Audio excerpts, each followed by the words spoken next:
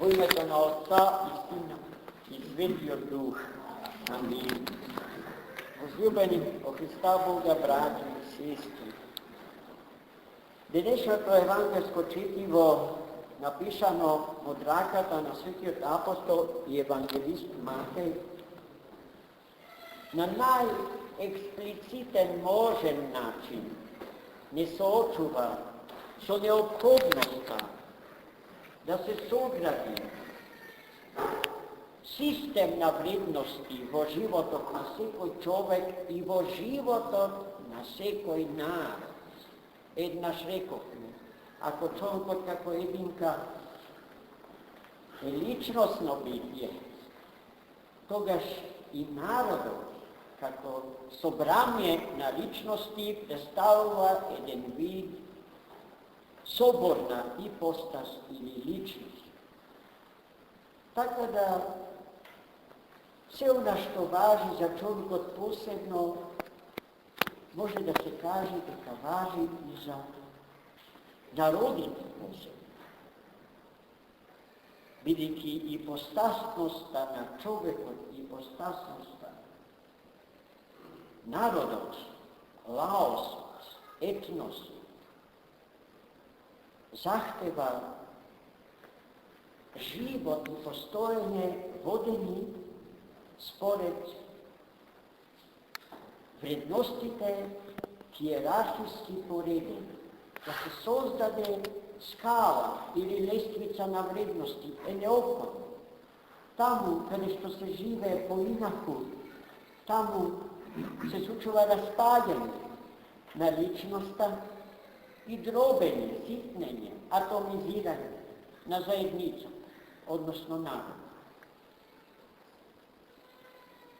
Таму каде што не владее редот и поредок, владее хаосот и безредие. Денеска Светиот апостол Матеј не соочи со христијанската лествица на вредност. На врвото таа лествица стои тоа што последно беше кажано во евангелското четиво. Барајте го пред се царството на живиот троичен Бог и правдата Божја, а потоа се друго ќе ви биде додаден или даден.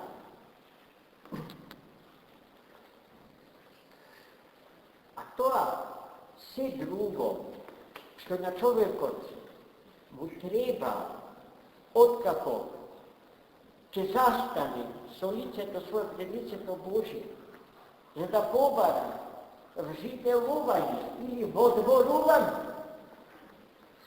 во вечното незаодно царство на твојниот Бог и неговата правда, е се она без што не може човекот да обстане на планот на телото и душата своја.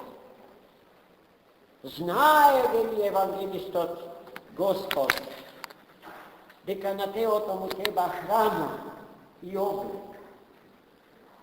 И тоа што му е потребно на човекот од Бога создаден, повеќе од јасно е дека ќе го добие, бидејќи тоа не е толку грижа на човекот, колку што е грижа на Создателот, Творецот на човекот. И прави неколку чудесни споредби со птиците, например, кој ги храни птиците, ниту ораат, ниту копаат, ниту сеат, ниту жнеат. Кој е тој што нив ги храни, ако не Творецот нив, Господ? Со се она без што нивниот обстанок, нивната екзистенција во овој свет ќе се доведе во прашање. Не грижете се и за тоа, вели, со што ќе го облечете телото ваше. И повторно прави една чудесна споредба со кринот. Вели, ниту Соломон во зенитот на својата слава ne se obleče toliko raskošno, kako što Bog i kako što Bog ga oblekuva krin, cvetot na toa cveke. I gledajte se, во što je sočuvanje-то, a во što narušuvanje-то na ta lestvica na vrednosti. Koga najprvo se borime so celото svoje bitije, da postigneme целта на нашето живење и постојање, царството на троедниот Бог и неговата правда. Нема зашто да се грижиме за тоа како ќе се облечиме или со што ќе се нахраним. Бидејќи сето плаќа ни биде дадено како последица на тоа што првото и најважното, тоа што е цел и тоа што е смисла на нашето историско постојање сме го побарале, попрво од се. Ако ќе оттегнеме по обратен пат, да се секираме најпрво за стомакот свој и за тоа со што ќе се облечеме, ја забораваме целта и смислата на нашето историско постојање. Забораваме дека сме од Бога создадени битија за вечен и несмртен живот, за вечно граѓанство во вечното и незаводно царство на троедниот Бог. Забораваме дека само правдата Божја може да внесе мир во човечката заедница на личности. И тој мир од Бога му доаѓа на човекот, бидејќи човекот без Бога го нема и не може да дојде до тој мир. И мирот, за толку помалку човекот го има, за толку што повеќе покажува алчност, по тоа со што го полни стомакот свој и по тоа со што го облекува телото свој. Тогаш кога стомакот и телото, односно храната и облеклото ќе станат поважни од царството на троедниот Бог и поважно од правдата Божја, тогаш почнуваат сите неволи, сите кризи. А какви се и колкави можат да бидат? Знаете и самите, бидејќи во овој даден историски час ги живееме. Ако најавуваат веќе утре страотно тешко подносливи економски кризи во кои што ќе западне човештво. И сето тоа ќе се случи и му се случува на човештвото зарад безумството негово, зарад богоотстапништвото негово, зарад богоубиството што го прави човекот во срцето свое, зарад братоубиството што го прави со рацете своји, со умот свој, во срцето своје. Се што не смее да прави, човекот го прави секогаш кога ќе се оттуги од Бога. И секогаш кога ќе помисли дека се од него зависи, од рацете него. Има еден познат руски писател Војнович, кој што се бави со хумористичниот тип на роман. Тој во еден свој роман во кој што го исмева Сталин и времето на Јосиф Висарионович, го поставува прашањето од што човекот настана. Јунаците на неговиот роман почнуваат расправа по тоа прашање. Едни сметаат дека човекот настанал од Делфи, други од мајмун, а главниот јунак вели ниту од Делфи, ниту од мајмун, туку од најработливото животно на планета.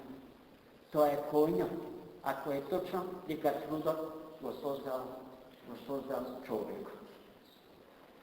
Po ta logika žive i so ta logika žive i čovjek od nam sovremen.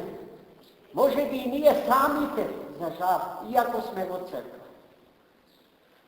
Ta ne go barame, zašto? Prvo od sve treba da go pobarame. Za drugo da ne vide i dodadem.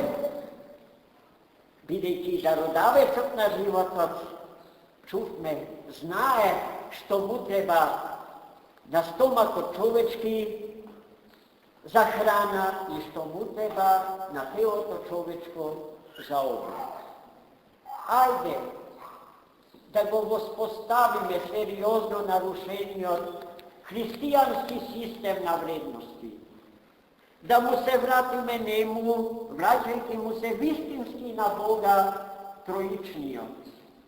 Na Hrista raspnatio i voskresnatio. Na onoj ko što go dade život svoj za naše spasenje i za spasenje to na svetu. A potom da ne razmisluvamo što ke se slučuva s nas, zašto ke se slučuva sve ona što treba i je spasitelno da se sluči s nas.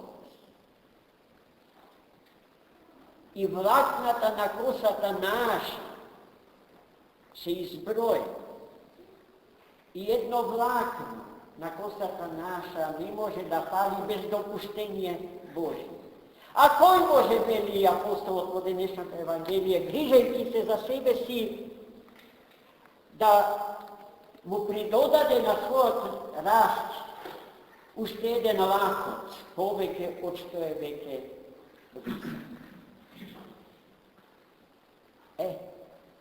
Do toj apsurd čovjek odlaza, koga razmišljuva za sebe si bez Boga, koga saka so sebe si Boga da go zameni, koga saka kako faraon od ovoj svet da napravi piramida, koga što jednaš za sekogaš ke umre obogotvoreni od čovjek od bez Boga. Amin. Za mnogo Boga.